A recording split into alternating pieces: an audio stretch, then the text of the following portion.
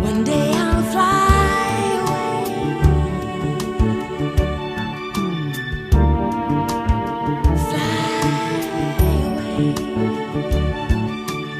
Okay, let's watch some colour World War II fighter plane gun cam footage. Alright, what we're looking at here looks like Corsairs to me, maybe Hellcats. It's definitely US fighters. I know a lot of the footage we're going to watch is from P-51 Mustangs. Those Yankee flyboys really helped stop Hitler's little game. The year was 1944. The place, Nazi-occupied northern France and Germany itself. We had Jerry on the run, all right, but we had to finish the job, so to speak. Had to see the party through to the final hurrah.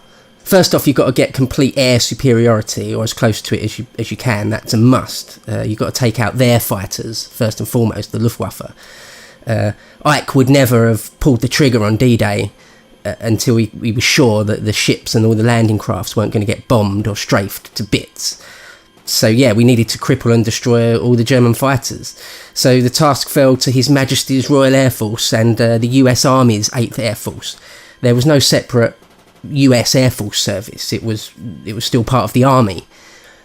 So all through a big chunk of 1943 and all of 1944, right up to Der Tag, the day, 6th of June 1944, D-Day, they were engaged in basically a brutal air war of attrition, doing anything they could to take out every last fighter, including sort of baiting the fighters out by throwing seemingly helpless bombers up there, and then having a fighter escort just to take out the German fighters. Yeah, it was brutal. Over 26,000 men of the US 8th Air Force were lost. That's more than the Marine Corps lost in the whole war, in both theatres of war. So they lost a lot of guys. To put it in some perspective, 45,000 civilians were killed in one night in a raid on Hamburg. So that gives it some perspective, but still, they lost a lot of guys. Of course, the Holy Grail was to hit their planes before they'd even taken off. I mean, that's gravy to a fighter pilot.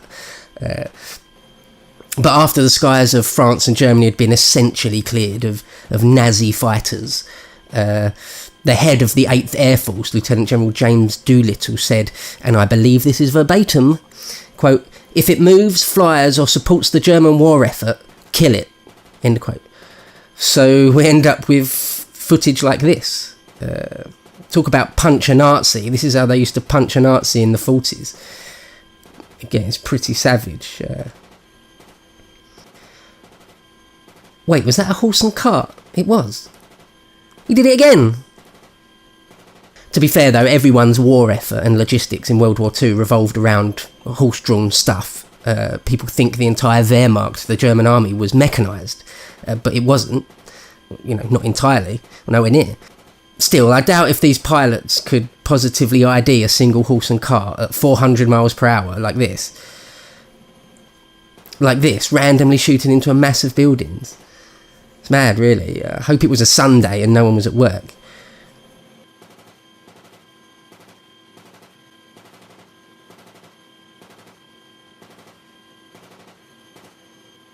You see those tracer rounds going in. I mean, there's only one tracer round for every 10 or 20 shots, so there's actually loads more lead going down range than that.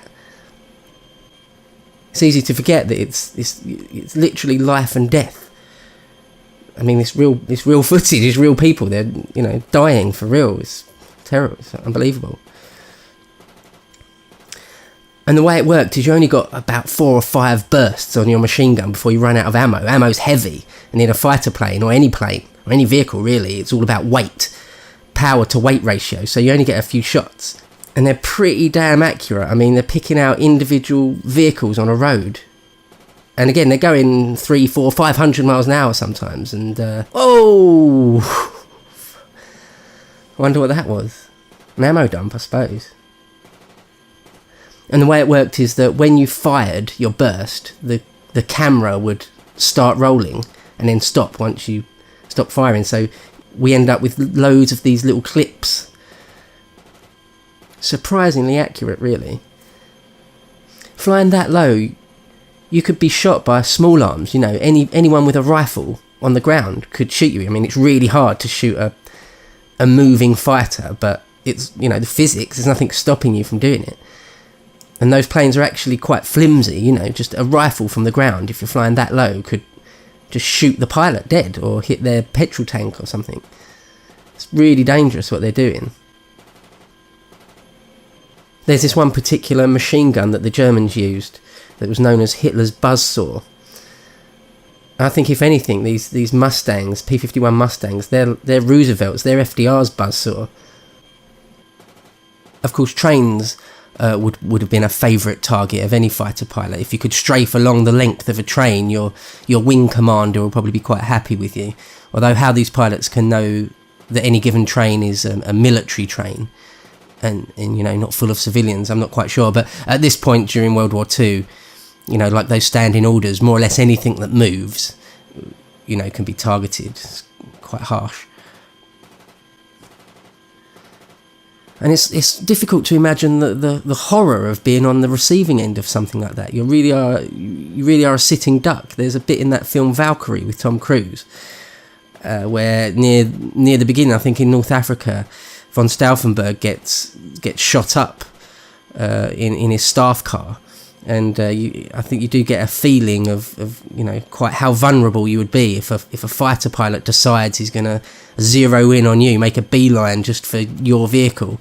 There wouldn't be a great deal you could do about it. Terrifying.